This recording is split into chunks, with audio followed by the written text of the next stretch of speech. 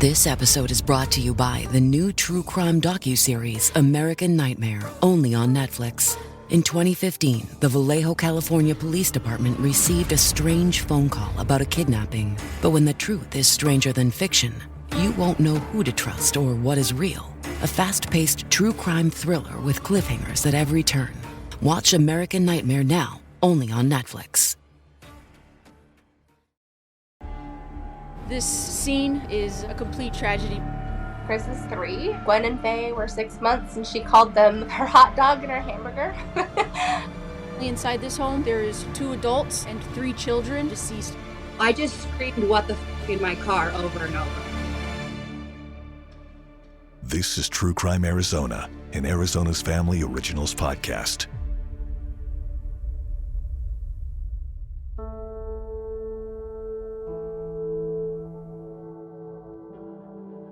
November 16th, 2022.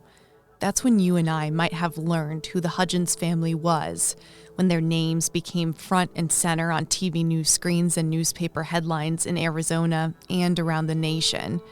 Their story began so much earlier, though, with important chapters that somehow all find their way to a tragic ending. The day before the end of their story was eerily normal. Marla was one of my dearest friends. We met through my husband. He worked at the law firm. He worked at Lionel Sawyer with her. And for the last, 11 years, I've spoken to her hundreds of times in a day, nearly every day. She wasn't just my friend. She was part of my entire existence. Kyne Anderson knew Marla Hudgens and her 3 little kids better than most. She was one of her best friends when the family lived in Las Vegas before they moved to Phoenix, a friendship that has never wavered.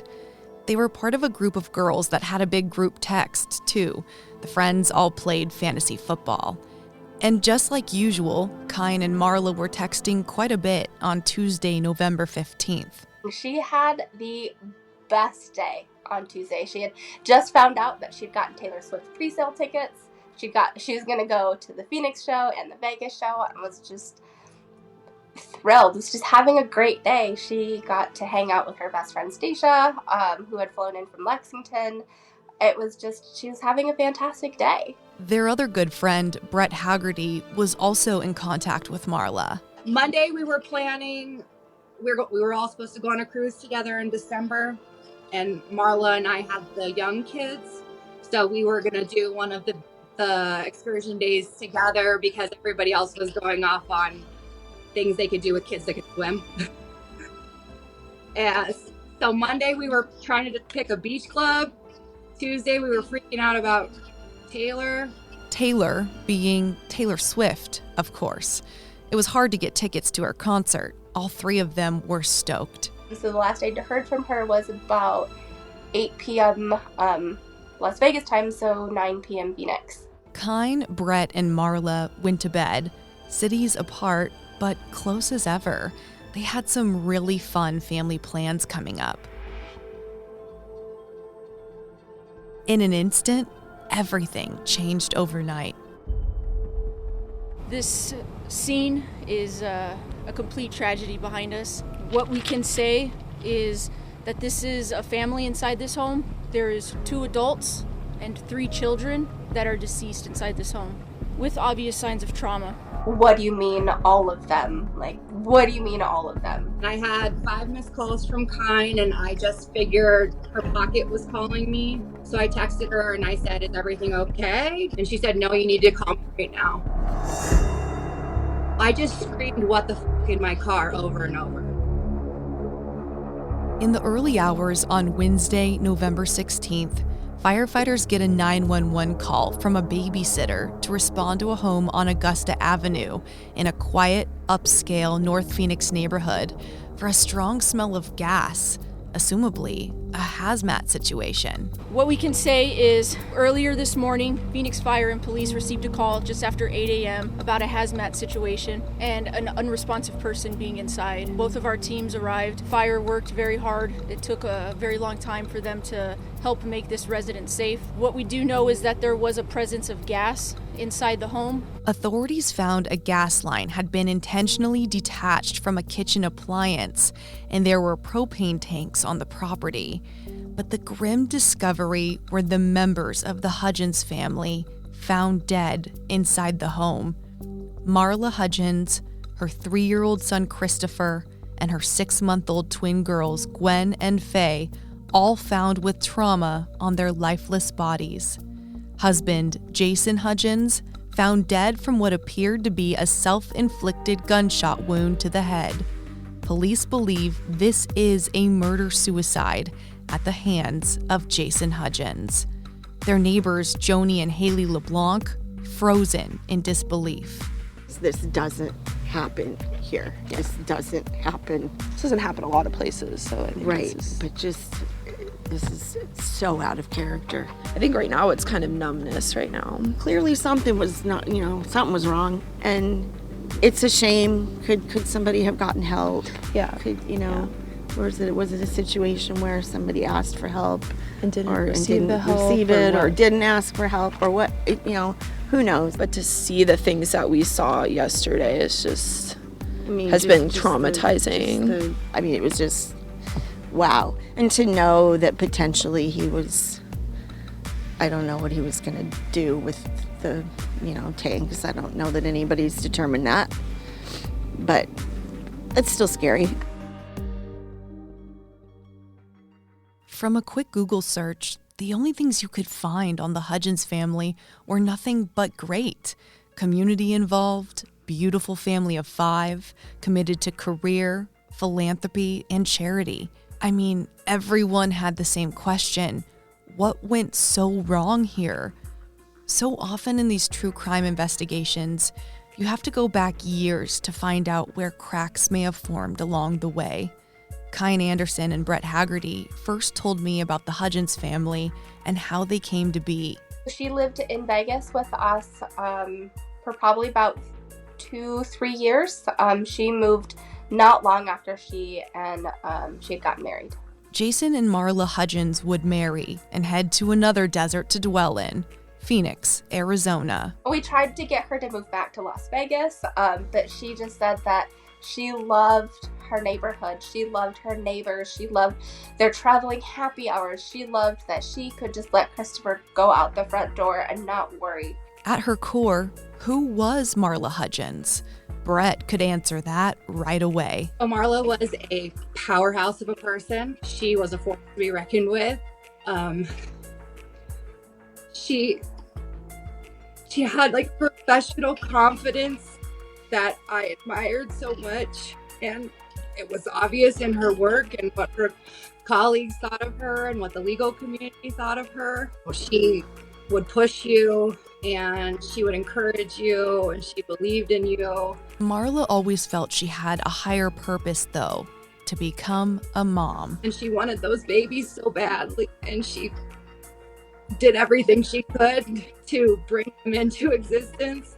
Kyan and Brett watched Marla struggle through years of infertility and of heartbreak. She lost babies, and she and I were pregnant with our children at the same time. And our babies were born 2 months apart, and we got to talk about all the things that infants do. She would talk about infertility openly. She felt that if she was willing to talk about it and make it more open, then it would help someone else understand what they're going through. Her heart was always helping others, but became full when she was able to give birth to 3 kids. Chris is 3, and Gwen and Faye were 6 months, and she called them her hot dog and her hamburger, because one of them was longer and skinny, and one was short and round. So those were her nicknames for the girls, and Chris was just, her wild soul just caught on fire. They were wonderful children. Marla had an innate motherly instinct before and after she had kids. She basically called another set of kids her family too. She loved soccer, so she would find ways to help people get into soccer. She'd introduce adults into playing club soccer. She coached kids. She coached primarily with the Madison Football League that she had tried to quit so many times because she's so busy with other things. But those kids just kept pulling her back, and it's wild to think of how many kids she's affected and how she's grown their confidence in themselves. She was a firm believer that sports really helps you in your day-to-day life. And the girls she coached felt that immensely. It's where we learned how to play soccer, but more importantly, we learned about friendship and trust. 3 of them, Haley Farina, Savannah Nordvold, and Ruby DeSalis, went on to play on the varsity soccer team for Sunny Slope High School in Phoenix, after spending years playing under Marla Hudgens as their coach. Haley actually following in her footsteps. She was a big part of my life. I actually just this year started coaching 3rd and 4th graders for the MFC to kind of follow in her footsteps, and she was very, very proud to have seen us step up. And I'm very happy to have had her in my life, had her coaching me. I wouldn't be the player I was without her. Savannah remembered when they learned as a team that Marla was pregnant with a son of her own. She would always protect us. She was always by our sides. These teenagers learned a lot of life lessons from Marla, but were never prepared to learn how she would reportedly be taken from them in a severe and horrific case of domestic violence. Marla was like one of my second moms, I would say. Ruby and Savannah tried to put into words how these girls were trying to process the loss. I was angry and hurt because I was just remembering, how strong she was and how brave she was. At the vigil, I was able to shed the first tears, but I couldn't process what was going on. I'm really upset and I'm sad, and I really loved Marla. It's not something you can get past, and we're going to carry that with us forever. She played a big part, not just as a soccer coach, but also as part of our family. Since they played with Marla for 3 years, I asked the girls if they ever met or talked to her husband Jasen at practices or games. They all said no, that he seemed pretty distant. I wanted to learn more about the Marla and Jasen dynamic. I asked Kine and Brett. He was around, but he wasn't very social. We always joke about how a lot of couples have the shiny person. Sometimes couples take turns being shiny, but Marla was absolutely the shine in their relationship. Marla had, such a big presence and personality, and she was interested in her own growth and development as a person and being better and breaking cycles for her children, and just very mindful, conscious individual. And I don't think Jasen kept up with that, and so naturally they started diverging. There was something recent though, something they had to conquer together as a family, or should have. Marla suffered a major, devastating, and unexpected loss. Her sister had just died by suicide just 2 months ago. We literally just had Lexa's celebration of life on Friday. Friday, just days before the murder-suicide. And she was really working through that grief and sharing it with people because she always wanted to help other people. Her sister's memorial was last Friday, and Jasen didn't go. Jasen had a sibling who had passed away when he was younger as well, and Marla thinks that he just never really processed that. So when this happened with Lexa, it kind of triggered things. For him to opt out of being there, I don't know if they would have been able to come back from that. We knew that marriage was likely ending. Brett would later tell me Marla actually met with her divorce attorney on Tuesday, the day before she was killed. Even so, for as unfiltered and open as Marla was, Kine and Brett never saw any signs something like a horrific murder-suicide was even remotely possible. We never had any indication from her that she felt scared, threatened, or unsafe. No signs that this was going to happen. One of Jasen's former co-workers reached out to our station, wanting to share his thoughts on the situation. He asked we conceal his name and changed his voice. He did know Jasen and Marla had some issues. He would talk about the arguments that were going on, and Marla was a very educated woman, and I know that he was kind of a stubborn person, I would say. It's just unfortunate how he decided to do it, and there's no real right way to say it, but he did a really bad thing. This man repeatedly said Jasen was a good man, which is hard to fathom knowing what authorities say he did to his wife and kids inside that home. There's always a story behind everything, and domestic violence can lead to something tragic like this if it's not handled correctly.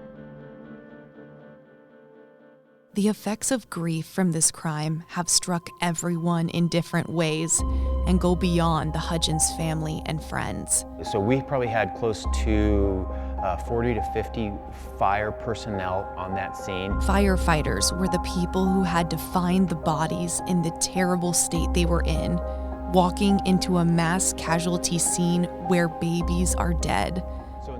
Phoenix Fire Captain Todd Keller said they are trying to help the first responders who discovered the Hudgens family that day. Once our firemen and women are done at the scene, they will go back to the fire station and they will meet with our chaplain, our department counselor, and get support from our members. In this incident, we did send multiple members home. A lot of times, these firemen and women just want to go home to their husbands and wives and go home to their kids. Marla's parents have now lost 2 daughters within a couple months of each other in unimaginable pain. Kine remembered something Marla said at her sister's celebration of life. We were talking about how it wasn't about the length of the life that you lead, but the depth and the breadth of it, and how surprised Marla was at how many people Lexa touched. And I don't think that she could have even comprehended the depth and the breadth of her own life. Because there's so many of us right now that don't know how we're going to go on without her. And then to think of her babies and how they won't even get to know how big of a person their mother was. And they won't get to experience it at all because they didn't get enough time either. It's too much. It's too much. While we know Marla, Christopher, Gwen, and Faye were killed and had trauma on their bodies, we are still waiting for the medical examiner's autopsy reports to be released to learn more about their injuries and what they died from, though the medical examiner's website definitively lists all 3 children's cause of death as homicide. It's clear Marla has left a lasting impact on all of her friends, because while the struggle to process this grief is murky and unpredictable, there is one thing that's crystal clear to both Kine and Brett: what they do now. Marla would want us to be loud about this.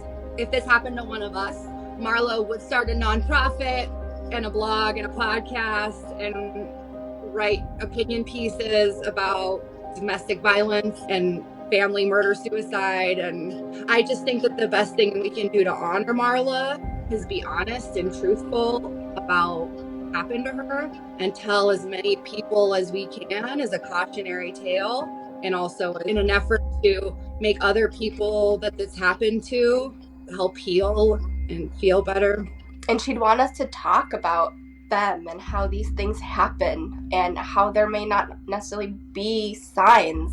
You always get the benefit of hindsight and retrospect upon things, but while we never thought that this was something that was going to happen, everyone knew they weren't happy. Anything that she ever felt was an injustice to anyone, whether it involved her or not. She was gonna fight for you, fight for whatever, and it's our turn to continue that fight for her in whatever way we can. If you or anyone you know is experiencing domestic violence or needs help, you can call the National Domestic Violence Hotline 24/7 at 800-799-7233. True Crime Arizona, the podcast, is hosted by me, Brianna Whitney, and produced by Sergio Hernandez. It's a production of Arizona's Family, 3TV, CBS 5, and azfamily.com in Phoenix, Arizona. This is True Crime Arizona, an Arizona's Family Originals podcast. Looking for a new career? Welcome to Do HVAC Training Service Center in North Charleston. Enroll today in our comprehensive HVAC training hands-on field experience-based program, covering troubleshooting, maintenance, installation, and more on various HVAC systems and ductwork. We offer EPA and NAEP preparation and testing, along with various certifications. Enjoy payment options. Achieve certification in under 5 months. Enroll now for your new journey of skill development and career advancement. Log on to dewhvactrainingsc.com to inquire.